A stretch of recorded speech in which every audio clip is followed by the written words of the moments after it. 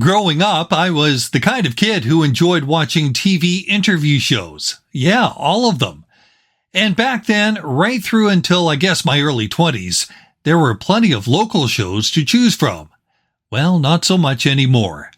But there is one in BC that excels at capturing topical issues and finding the undermentioned angles. That show is This Is Vancolour. Its host, Amir, and he's our next guest on Broadcast Chronicles.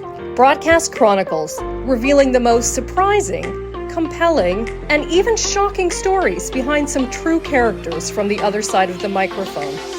Here's Bruce Clagan. In BC, CHEK TV does a fantastic job of producing some top-notch news and information. That is especially true with This Is Vancolour. Its host, Amir, is a guy I consider to be one of the best interviewers around. Let's chat a little bit about the show, back when it started, and where it is today in the current media landscape. Oh, Bruce. Well, as I say on the show, This Is Vancolour is British Columbia's bona fide culture and politics TV talk show. But it didn't start as a TV talk show. It started as a podcast, and it was kind of a hobby, or not even a hobby, but like a pet project of mine that I just took on as for fun. And I had some free time. I had this injury. I used to be this big yogi who would go to the yoga studio twice a day, once in the morning, once in the evening. And so I had this injury that was going to keep me on the shelf for about 2 months. And suddenly I had all this free time.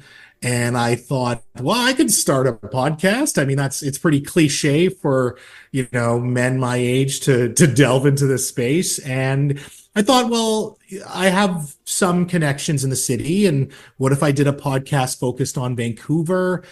Obviously, I have a great interest in politics. I have a master's degree in political science from SFU, have always followed it, have done a little bit of like party organizing and stuff in the past, but was never a big part of my life. And, the show just evolved, and it went from focusing on Vancouver and its personalities to being obviously a television show on CHEK, but focusing more on the issues of British Columbia. And so I feel like it's an ever-evolving project that continues to, redefine itself in a lot of different ways. I think the first few seasons on CHEK was a lot of just finding out how we transition from podcast to television, and particularly in the middle of the second season and now heading into our fourth, I think it's well defined as a show that, we're going to talk about local issues. Sometimes we'll have on some interesting characters,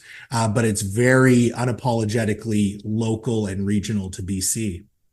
It's local and regional, but it also does it from a lens that's not necessarily political. You're getting into how people feel, in my take, about issues. Am I right on that? Is that the right take on it? Yeah, I mean, to a certain degree. Obviously, if I have a politician on, like the premier or a cabinet minister or an opposition party leader, it is slightly political. But the philosophy really is, let's make these things that are happening in our province, or perhaps in some cities, accessible for a general audience. If you know nothing about a topic or nothing about the guest, I want you to be able to come in and follow along easy breezy. And in doing so, we try to do that. But then aside from just being like explainers or primers on things, we want to give some alternative perspectives, right? So I really lean into having guests who I feel their points of view are being underrepresented in the overall media coverage or media narratives. And that's not to say that every show is like that, but those are the two driving things, is that general, for a general audience, but then also giving you a slightly alternative view. And I think that reflects my style as well. I'm not a polished broadcaster like yourself. I think I'm slightly alternative in my own right, and it's slightly more casual than maybe people are used to. Even when you look at the graphics of This Is Vancolour, you have the lightning bolt and the bright pinks, and it's not your traditional talk show that I think people are used to. And I think that the the audience that we have likes it that way, where it is a little rough around the edges. Yeah, it's a little cringe sometimes, but hopefully you come out of it either with a laugh or you learn something. You get the right guests. And I think that's understated for many people. They think, okay, it's just magically happens. It doesn't Yeah, just magically happen. no. Get the right guests. It takes some connections. It takes some work. And most of all, and a compliment to you, it takes a lot of respect for who you are and what you do. Tell me about that. What do you offer that makes them want to appear on the show? Yeah, that's a great question. And I think there's a bit of a snowball or a cumulative effect of when you start to then where you are, how many, 6 years later, because technically the podcast started in 2018. We're in 2024 now. And so you build up a certain reputation. A lot of guests I talked to on the phone beforehand, just saying like, hey, here's what I'm thinking. What do you think? I want to hear just a little bit of prep. And it's about getting people comfortable, in a live to tape format, where you're not worried about, rushing the guest out to get the next guest in. I'm able to sit with people for 15 minutes and talk to them a little bit, get them a little more comfortable. But in terms of securing them in the first place, you just got to make a pitch that's interesting. I always like to say that vanity is the devil's favorite sin. People like talking about themselves and they like hearing themselves talk. And while we stay away from, biographical profiles and that sort of thing, there's a lot happening in this province, and there's a lot of people with a lot of strong opinions and a lot of great expertise. So just finding those guests is surprisingly for me, one of the most enjoyable parts of the show, where let's say there's an issue and I go, we're hearing a lot about this side. But what about the other side? Who's talking about the other side? Let's try to find this person. And I spend a lot of time during my week going through news articles, seeing who's being quoted, and then trying to find out, who else is out there that maybe would have an interest in that. And that's where a site like X or Twitter becomes very valuable too, right? Like, Of course. I find that that's one of the best Rolodexes that I have. And so as much as I can sometimes question why I'm on that site, I also don't want it to go away because it's created such a great network for me. Everything is changing in 2024. We know that. And Yeah. you talk about X. X even has a purpose, but it has changed. And the environment of the news and information that's out there has changed. Yeah. So with that, what you're doing now must be a lot different than 6 years ago. And when I say that, I mean not just different in terms of how the mode has changed and how you're now on CHEK doing this, but also the way that the content has to structure and keep up with the times. Tell me about that. Yeah, I mean, it's life in a sense, right? Like things change and things evolve. And so that, one issue that we cover, one British Columbian issue that we cover quite a lot is the toxic drug crisis. And that again is also an ever evolving issue and crisis. And then there's new ideas being proposed, and then there's new data. And so it's just like news to me, or it's just like covering any sense of news, in the sense that things will constantly change. Now, in terms of the environment that we're in, which I do think is heavily polarized, I do try my best, and it's a balance, and I'll explain why, but I try my best to bring on different perspectives. I don't shy away from the fact that I am highly ideological or highly opinionated, but when I have a guest on, they are treated with fairness. They're be able to give their point of view. And unless it's a politician, I tend not to push too much either, right? Because I think I like the idea of balance, but I don't like this idea of objectivity, because I don't think objectivity necessarily exists. I think it leaks out or subjectivity leaks out in many different ways. And obviously the balance for me that I'm trying to strike is I'm also an opinionist, right? Like not only on my own show, but for CBC, I have a column for the Tyee now. And that becomes fun because people then have this preconceived notion that you're going to, sandbag them in an interview because you said you feel a certain way on record about something. But, you look at the interviews where I clearly disagree with people. I think they're fair. And I think those people would say that it's fair too. So it's reputation that builds over time. It's your approach to people, how you actually talk to them in real life and somewhat online as well. And I think people just recognizing that, hey, this is my gig, and I might be very harsh in a commentary, but if that same person wants to come on and talk to me, I'm more than willing to have that conversation.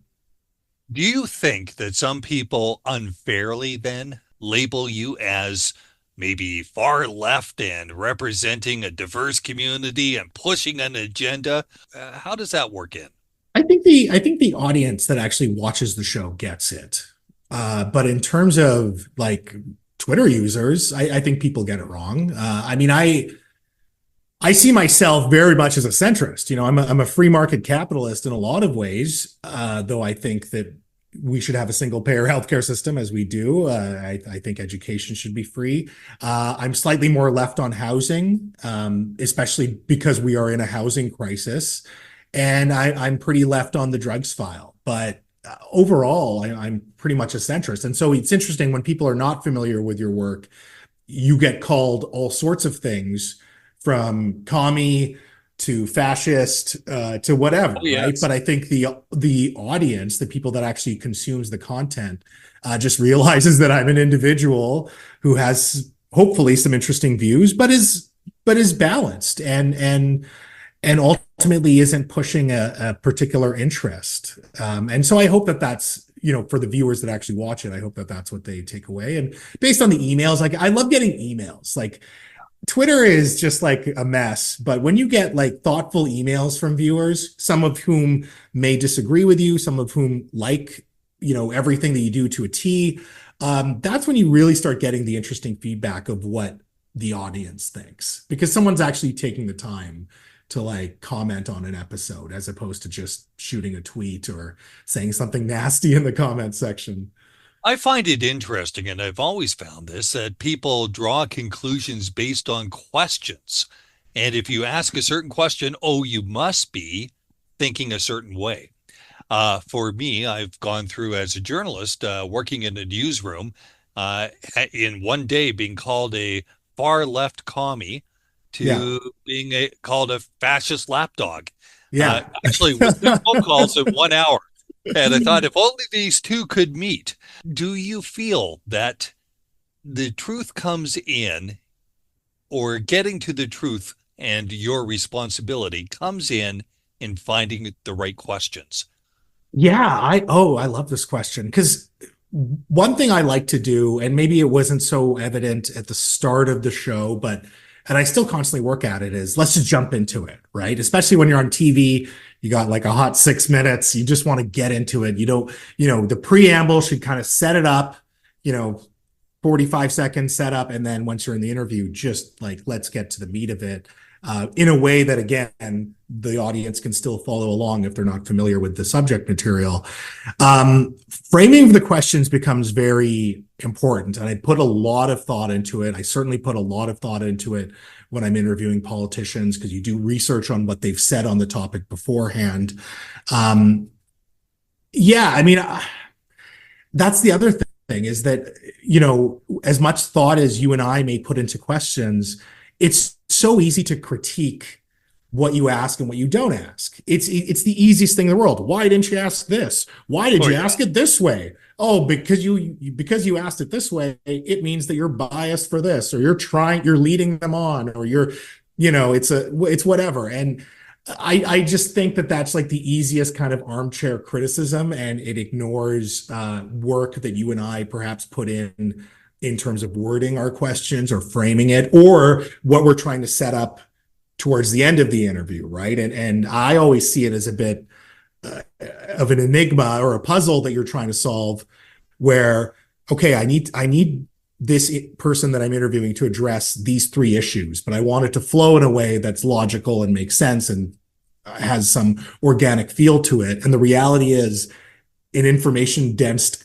conversation in a 7-minute TV segment is not completely organic. There's some, coordination to it. And that coordination comes from how I'm trying to not lead someone, but just frame the conversation for information that I think is going to be important. So in terms of framing questions, it's a lot of work that I put into that, probably more than I'd like to admit.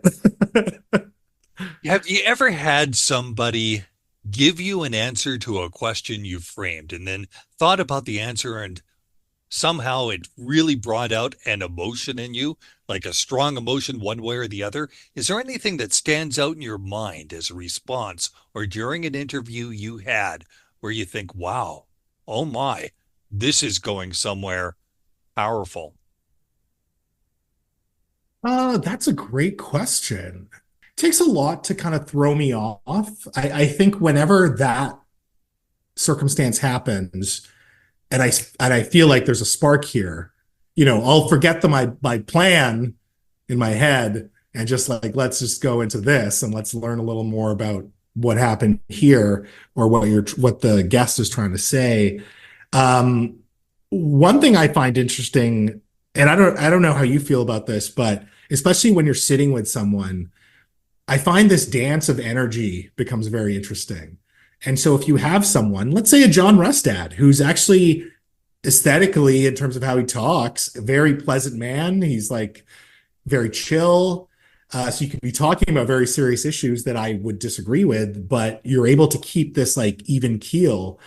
And then you compare it to someone like his colleague, Bruce Banman, who suddenly ratchets it up, right? Like he'll push back on a question real hard. And then as an interviewer, suddenly now I'm pushing back real hard, almost subconsciously, because the energy shifted, right? So I find that to be very interesting when a guest suddenly takes control of the energy in the room because they get snappy or because suddenly they do calm it down, right? They do get really thoughtful. And then that makes me that slows my pace down a little more, which I find fascinating. And it's one of the aspects that I enjoy doing.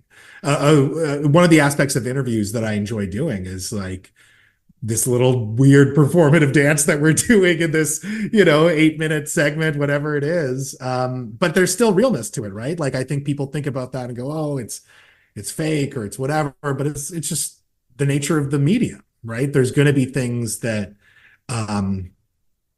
because you're constraining it to that mode, there's going to be, it has to come out that way, right? It's much different than a long form podcast, which is how I started out, where it is a lot more conversational. But suddenly when you're doing TV segments, it becomes a lot different. I don't know if I've derailed your question here. Sorry, Bruce. No, you haven't. You got me rambling. And if you had derailed it, that's perfect. That's what we do. Nobody's going to come in here and say, Bruce, I want to talk to you about that interview. Yeah, Mo went off the rails. He was just talking nonsense. He was just talking nonsense. And by the way, Bruce, your question sucked. But I got to say, I'm still relatively new to this, right? Like 6 years is not that long. And I feel like in many ways. But you're a pro. You are a pro. Oh, you're very nice. And no, I don't say that. That means a lot coming from you. Thank you. Well, no, I'm serious. Yeah, that's very kind. And when I say that, I mean you have an ability to get people to talk, to be themselves. And especially when you're dealing with politicians, you mentioned the Bruce Banman, the John Rustad, they come in with talking points. They know what they want to get out there.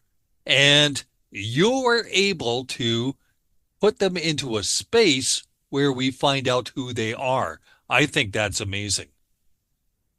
Thank you. And again, that means so much to me coming from you. And again, going back to sort of what we're discussing, it's a lot of prep, right?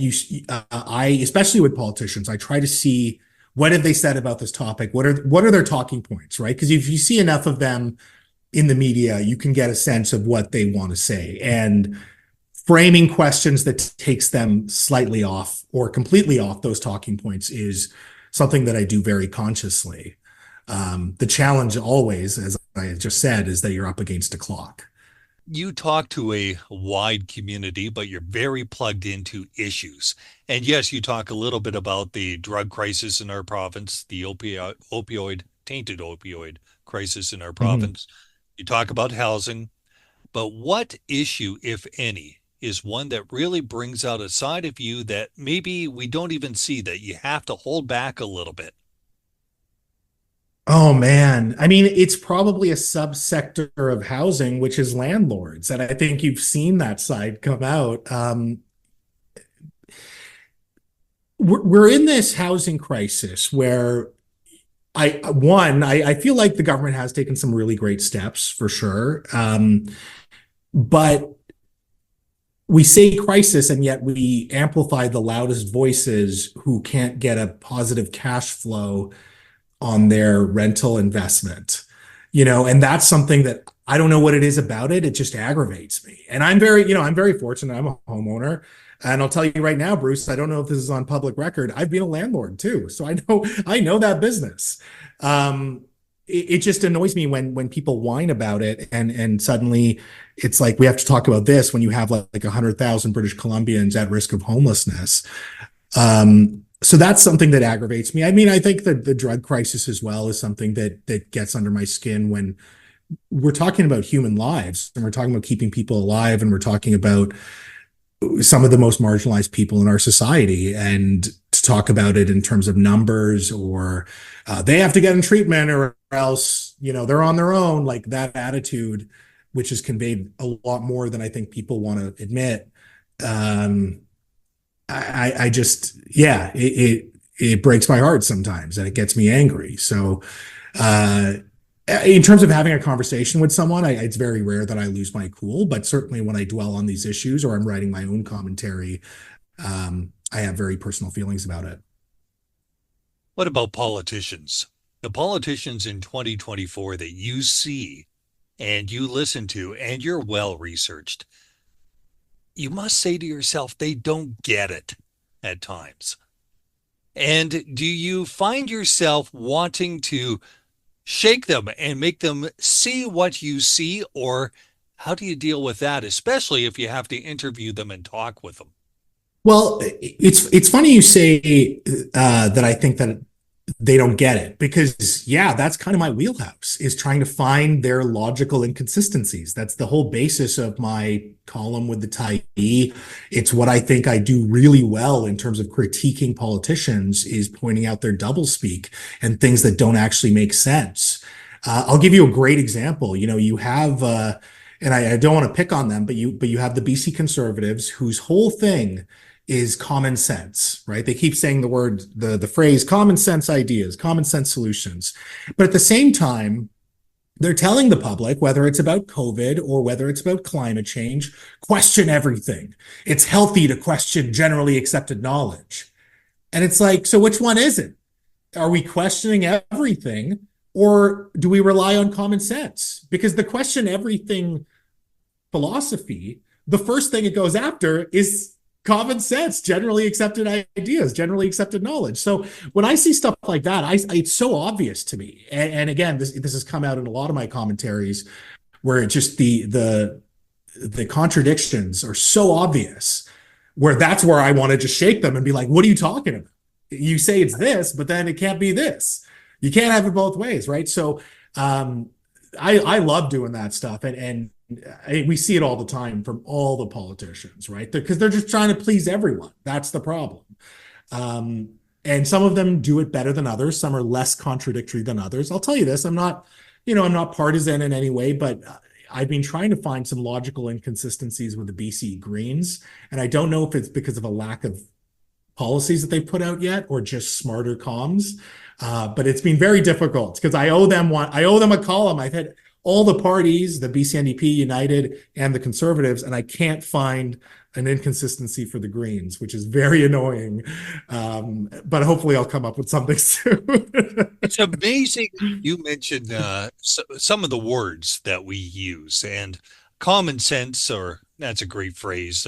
Real people is another one that I see that all the time. As opposed to fake people? Like, what does that mean?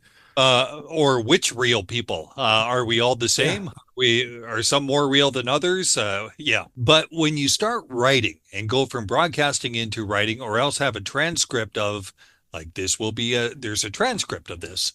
It's out there now. When you start to think that words do matter, and you start to write, do you find that your writing is a little bit different, the way you think and way you approach it, than what you do with Vancolour? Oh yeah, there's two types of writing, right? So if the 2 minute commentaries that I do on This Is Vancolour are written, but they're written knowing that there's a visual format. They're written with like, okay, I'm going to have these visual cues come up while I talk. It's a different skill set than writing for the tyee or writing a column, because for a column, it's really got to flow in a logical way. Whereas with television, you can kind of escape things because you have other tools. You have your tone, you have, again, visual aids. So they're two different beasts. I love doing them both, but they are different. Yeah, very different. Hey, what's in the future? Mo, in 2 years, 5 years? Everyone asks me that. My wheelhouse is BC, right? So I'm not moving. I'm not going to change my focus. All my contacts are here. I understand BC politics. It would be very difficult for me to make a jump to national politics, even if I wanted to, even if it was offered to me. So I hope I'm still doing this, but again, I hope that what I'm doing evolves, right? If the show is still on, I hope the show has evolved from today and to 2 years from now. Or if the show is not on, I hope I've evolved in terms of what I'm doing. But I've also maintained this philosophy, and I think it's helped me. I'm here for a good time, not a long time. And I think once you start thinking like that, and I'm very privileged to be able to think like that, you start to take risks, you start to do things differently. And it's that strategy or those tactics that have, I think, given me a lot of different opportunities. And some opportunities I feel like I've nailed, and some opportunities maybe fell flat on my face, but that's the game and that's life. So in terms of what's next, I'm not sure, but it's still going to be very BC focused. Well, indeed. This is Vancolour host Mo Amir. A great watch and listen for those in BC who want to get a feel for what makes our province tick. But more than that, I would say Mo is a journalist, an editorialist, and a writer who connects with an audience in a way that is admired by all those who follow him. Broadcast Chronicles is written and hosted by Bruce Claggett. Music, Follow Your Heart via Upbeat. Graphic design, Creative Shovel. I'm Sarah Mackenzie. Subscribe to Broadcast Chronicles wherever you download your favorite podcasts. This has been a BFC Communications production.